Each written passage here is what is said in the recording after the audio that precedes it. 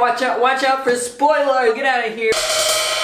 Keep the music alive. I'll pour one out for my boy Luke. On too soon, man. What a beautiful finale. It was pretty good. I want to talk about my predictions first. First of all, my number one headliner prediction that I was so confident about. In hindsight, for what reason? I think Judith's gonna fucking die. Judith made it. And honestly, they had me really scared for her at the beginning there. I was, So much of Rick's motivation is family, and Michonne's too, so I feel like one of their driving forces for whatever they're gonna do in their show is to get back home to their family, right? And if Judith kicks the bucket, that would just be really sad. Like, sure, RJ's still around, but that guy's had like 3 lines. He's a cute kid, but I don't care about him. I also said they were gonna kill the big bad, which was this lady from The Boys. I didn't really care for her as a villain. She was kind of one note to me. I mean, she was fine. She was a good thing to have everyone go up against. Gotta take them down. And they did, but not via death. A lot of really bleak, dark, post-apocalyptic shows in this category. Cycle of violence is a really strong theme throughout, that they're all trapped in this endless awful cycle of violence. And to be honest, when Maggie and Negan kept talking about going to shoot her, I kept thinking about how long Maggie spent wanting to kill Negan. And even though I went into the episode rooting for her death, as that was taking place, I was kind of against it. If she died that violent death, there would be people who rise up to like avenge her and stuff. It would just cause more problems. And at the end of the day, you just continued the cycle of violence. I honestly thought the show was just gonna do that though. I thought they were gonna kill her without those big consequences, and we would just get a happy little ending. And I was really happy to see that they didn't do that. We also got a fun little title drop. We ain't The Walking Dead. Now, to a person who likes or watches this show a normal amount, that didn't mean much, but to someone like me who likes the show an unnormal amount, we've only ever gotten The Walking Dead name drop in this show one other time, and that was in season 5. Rick was telling a story about when he was a kid, asking his grandfather if he had killed anyone in the war. And he said that his grandfather talked about how for 2 years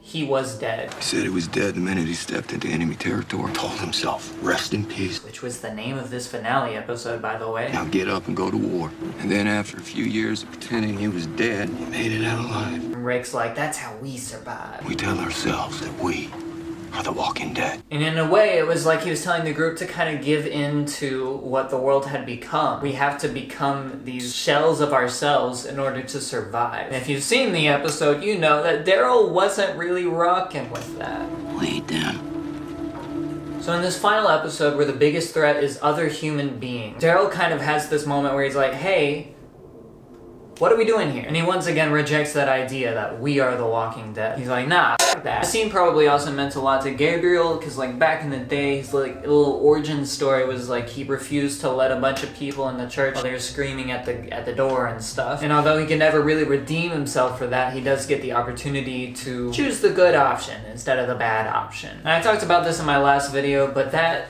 Negan and Maggie scene, wow, beautiful, exactly what I wanted to see. I didn't know what it would take to make them work as characters, like working together potentially in the future. It was that was really good. So character deaths as a whole, 2 isn't nearly as bad as I thought it would be, but they hurt a lot. The little group around Luke all sobbing as he was dying and trying to like tell them to keep the music alive.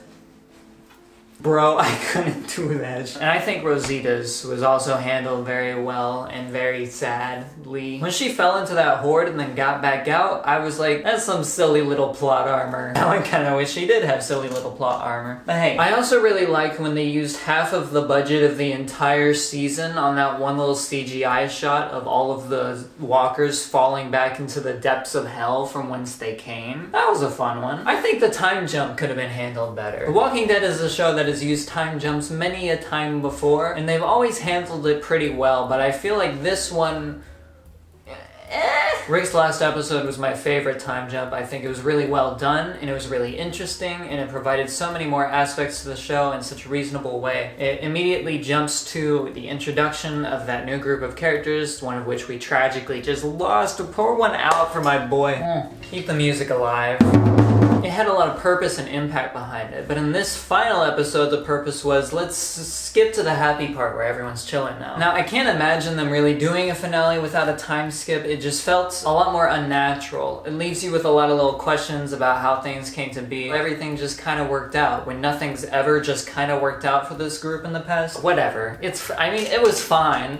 What I didn't expect was a full Rick scene at the end. First thought we were gonna maybe get like a little end credits, like a little sneak peek at him. When we did get to see him and he was in front of the campfire, I thought that it was possible that they were even just using old footage. Although I would have liked the scene anyway. It was a tribute to the lives of everyone that they've lost throughout the whole show, which is a lot. Plus Michonne looks so badass. I'd be one of Michonne's slave walkers, I don't care.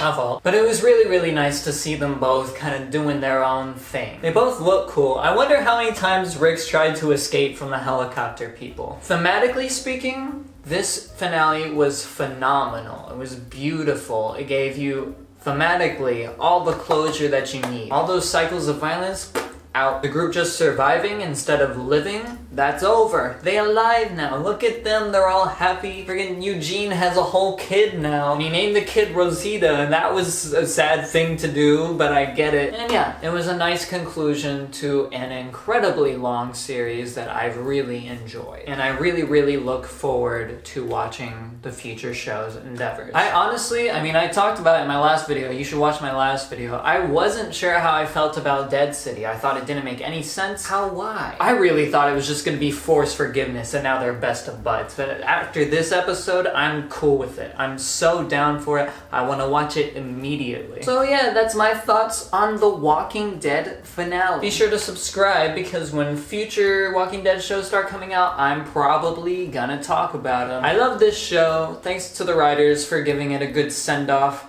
And I'll see you guys